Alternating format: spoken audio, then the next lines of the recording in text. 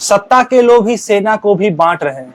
सत्ता के लोभी सेना को भी बांट रहे हैं, नॉर्थ ईस्ट को भारत के नक्शे से काट रहे हैं।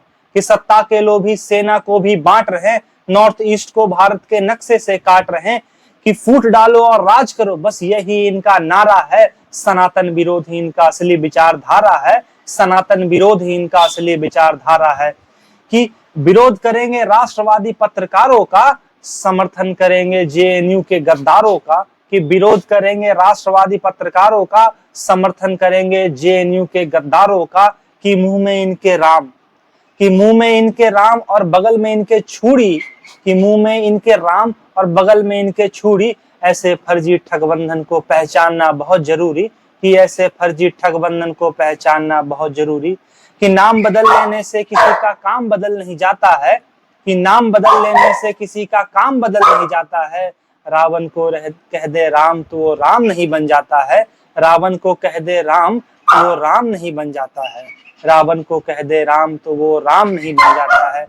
कि सियारों की ये टोली है बस कुर्सी का है लालच।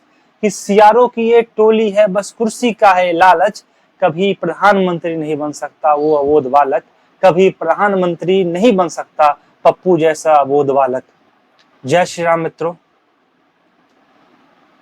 कांग्रेस पार्टी इतनी कुंठित मानसिकता से ग्रसित हो चुकी है कि माननीय प्रधानमंत्री नरेंद्र मोदी जी के विरोध करते करते वो देश विरोध और सनातन विरोधी तक पहुंच चुके हैं।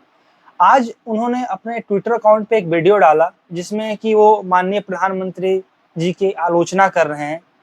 और ठीक है, लोकतंत्र में आलोचना करने का अधिकार सबको है, लेकिन आलोचना में उन्होंने जब उस वीडियो में आप देख रहे हो कि भारत के नक्शे से नॉर्थ ईस्ट को गायब कर दिया, चिकन नेक को काट दिया, तो इससे उनका सीधा सीधा मंसूबा पता चलता है।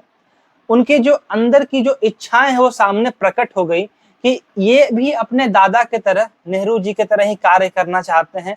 और ये बहुत बार ऐसा कर चुके हैं। जब इन्होंने अपना चाइना प्रेम दिखाया, अभी कुछ दिनों पहले उन्हें वो बेल्जियम गए थे, पेरिस गए थे, वहां पर भी वो चाइना की बड़ाई कर रहे हैं। तो वो उनकी विचारधारा कहीं ना कहीं प्रकट हो ही जाती है कि वो उनका लगाव किसके तरफ है।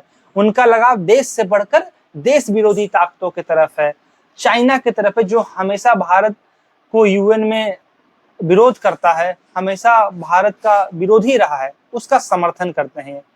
और दूसरी बात, कल आपने वो वीडियो देखा होगा जहां पर वो पूर्व सेना के कुछ रिटायर्ड जवान और ऑफिसर्स के साथ बैठे हुए थे और उसमें वो कह रहे थे कि ये वन रैंक वन पेंशन का असली फायदा तो बस ऑफिसर्स का मिला है, ऑफिसर्स को मिला है, जवानों को तो इसका फायदा नहीं मिला है।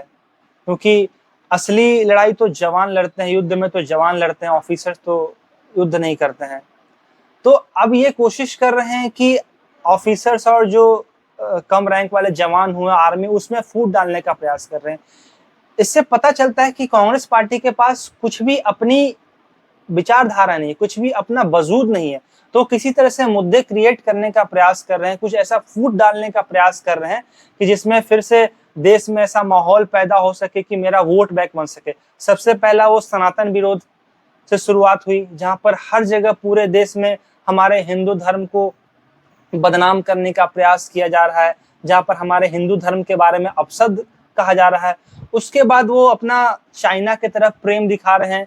उसके जम्मू कश्मीर कहीं उनके अलायंस के कुछ लीडर्स कह रहे हैं कि हमें पाकिस्तान से शांति वार्ता करनी चाहिए, हमारे भारतीय सेना के जवान शहीद हुए तो उसके लिए हमें पाकिस्तान से वार्ता करनी चाहिए इस आतंकवाद को खत्म करने के लिए। और तीसरी बात कि वो अब भारतीय सेना के जवानों के बीच में फूट डालने का प्रयास कर रहे हैं, वो वन रैंक वन पेंशन के लाकर। तो उस वक्त वहां जो जवान बैठे थे उसने सीधे सीधे क्लेरिफाई कर दिया कि नहीं, ऑफिसर्स भी हमारे साथ युद्ध में जाते हैं, ऐसा नहीं कि सिर्फ जवान ही, जो जिनका कम रैंक वाले जवान हैं वो ही जाते हैं। तो बस इससे इनकी मानसिकता पता चलती है कि ये इनकी प्राथमिकता देश नहीं है, इनकी प्राथमिकता हमारा राष्ट्र नहीं है, इनकी प्राथमिकता बस वो कुर्सी है। वो किसी भी हालात में, किसी भी हद तक गिरकर, चाहे उसके लिए हमें धर्म का विरोध करना पड़े, हिंदू धर्म का, या फिर देश का विरोध करना पड़े, ये बस उसे पाने का प्रयास करेंगे। तो हमें सब कुछ समझदारी के साथ कार्य करना है। जय हिंद, जय भारत।